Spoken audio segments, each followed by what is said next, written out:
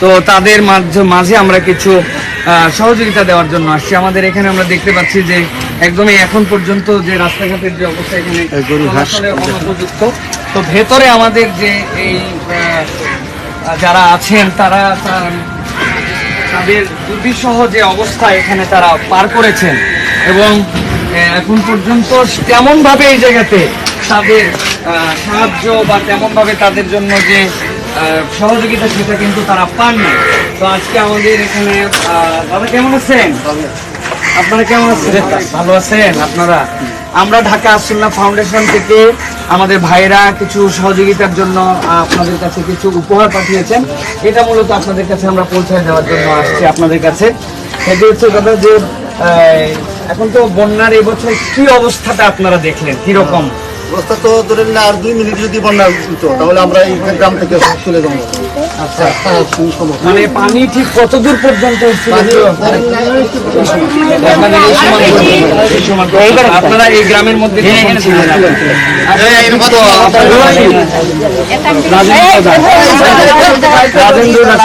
কি করেন? আপনার নাম কি? দাদা নাম বীরেন্দ্র দাস আপনাদের। তো এখন এই যে পানির আগে কিছু তো সহযোগিতা মনে হয় কম বেশি আমাদের আর আপনাদের কিছু নাই এমনি খাওয়া, মানে আপনাদের ইয়ের চাল ডাল যেগুলো ছিল বা আপনাদের গোখাদ্য এগুলো কি সব নষ্ট হয়ে গেছে? আপনাদের কিছু নষ্ট হয়েছে, পশ্চিম সব চলে গেছে। কি খবর? সাঁতার জানো তুমি? কি নাম তোমার? নয়ন দাস। দাদা কি খবর আপনাদের?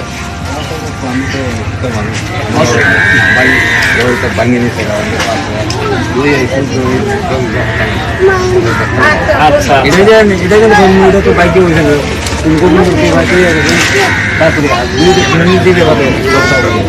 আচ্ছা, যাই হোক আমরা আসছি আপনাদের জন্য। দাদার নাম কি বললেন? আপনাদের জন্য আসুল্লাহ ফাউন্ডেশন থেকে আমরা যেটা নিয়ে আসছি আপনাদের জন্য, এটা আপনারা মনে করেন না যে আপনাদের এটা হচ্ছে কোনো আমরা দান করছি আপনাদেরকে, বরং আমাদের কিছু ভাইয়েরা আপনাদের জন্য সহযোগিতা পাঠিয়েছেন। সেই সহযোগিতাটা আপনাদের কাছে আমরা পৌঁছাতে চাই। আমাদের একটা ব্যাগ আমাদের দেওয়ার জন্য অনুরোধ করছি যে এখানে আপনাদের ঘর আছে হচ্ছে 57টি। তো এই 57টি ঘরের জন্য আমরা আপনাদের জন্য যেটা এনেছি সেটি আপনাদের কাছে আমরা তুলে দিতে চাই। একটু এটা আমরা খুলে আপনাদেরকে দেখাতে চাই যে মূলত আপনাদের জন্য আমরা যেটা নিয়ে আসছি যে বন্যা পরবর্তীটা খুলে জানি কি বন্যা পরবর্তী আপনাদের চুলা যেন একটু জ্বলতে পারে। এই চুলা জ্বলার জন্য 5 কেজি চাল আছে এর মধ্যে। এরপরে আপনাদের জন্য এর মধ্যে আছে হচ্ছে তেল আছে, এর মধ্যে ডাল আছে, এর মধ্যে মশলা আছে। এছাড়াও এর মধ্যে আপনাদের জন্য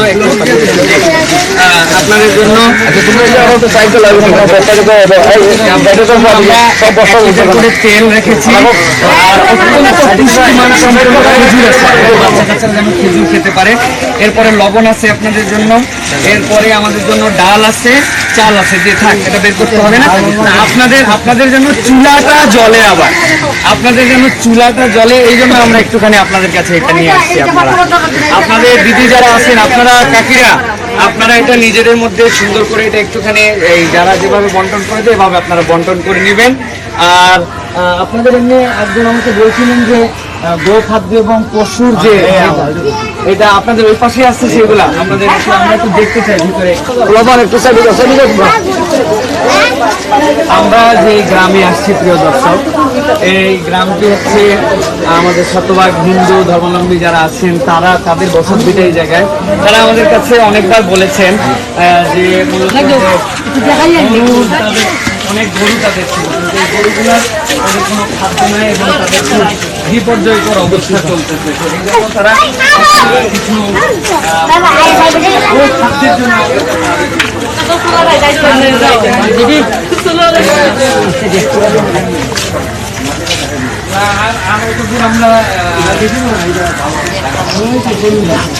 আমাদের এই যে গরুগুলা তারা যে খাবারগুলি খাচ্ছে একদমই কষ্টের মধ্যে পৌঁছায় গেছে। তারা কি নাম তোমার?